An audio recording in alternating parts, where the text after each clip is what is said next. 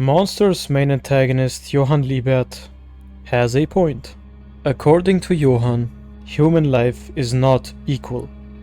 We are born in different circumstances, raised under different circumstances, and have a different social standing depending on those circumstances that we cannot choose.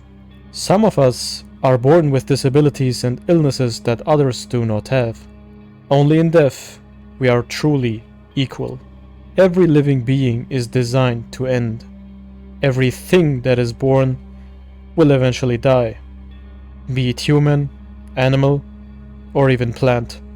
In that fact, that we will all die one day, he is absolutely undeniably correct. He has a point.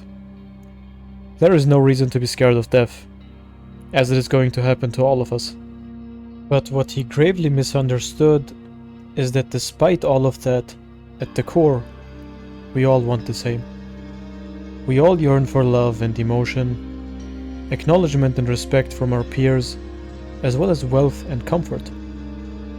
Even a monster in human form such as himself is not immune to his innate wants and needs. And those wants and needs are exactly what unite us as humans, no matter where we come from or what we look like. Those wants and needs are what makes life worth living, if we understand what those are worth and can enjoy them in healthy measures. In his very last scene, he basically confesses this himself, that when his mother was presented with the choice of giving up him or his sister to the sick bastards conducting a nonsensical experiment, she probably wasn't sure who was who. Did his mother love him more than his sister? Or did her mother pick him to stay by chance? Was it fate, perhaps? We don't know, as it is all speculation in his head, like any other human who would make up scenarios or assume opinions others have of them. This is also a thought that seemingly only exists in his head. This event is probably what procked his way of thinking for the rest of his life, even though there had to have been something wrong with his psyche already, that just facilitated him going psycho later on. As stated by the Nazis at 511 Kinderheim. Because of course it's the Nazis. He was messed up even before coming there, which we see when he internalizes all the horrifying memories of Anna, his twin sister, and he himself purposefully mirrors his life to match that of the story within the story of Monster, the monster without a name. His belief in fate is so strong that he is convinced Tenma will be the one to take his life, completing his perfect suicide. No one with memories of him left anymore, a person completely forgotten, completely dead. Tenma can't pull the trigger, he just can't bring himself to take a life, even that of a monster's. What happens instead is much more realistic and anticlimactic. This climax was set up by Johan himself.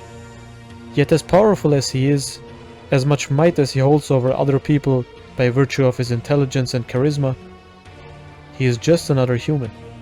A drunk shoots him from the sidelines. A drunk that has no confidence in himself, hates his kid, hates his life, hates all the people in the town he lives in, and hated by them in turn. Sees his kid in danger and decides to shoot the danger. Johan has pretty much the entire plot of the series dancing in his palms. His influence is felt in every moment, his presence alone is terrifying, yet he cannot stop a hopeless drunk from shooting him in the head and basically putting an end to his entire scheme. Johan has a point that most other people spend their entire life denying or trying intentionally not to think about, until it happens to them. Yet he fails to see the true value of life on the flip side, due to his own traumatic experiences, which we see him project onto other kids in the series multiple times. Monster was very much a slow burn, and not for the average anime watcher. It discusses the age-old questions about life that philosophers from way back when would wreck their minds over all day long. A psychological thriller through and through. It is definitely not something for everyone, but those who can enjoy it a lot. I definitely enjoyed it. In this video, I wanted to highlight the very intriguing psychology of Johan, the definitive driving force behind the story, But Monster's entirety is also great and should be noted, I think. Especially Eva Heinemann and Detective Lunge's character arcs had me cheering. At first I hated both of these characters, but by the end, I was literally grinning at some of their actions, smiling from ear to ear at their growth.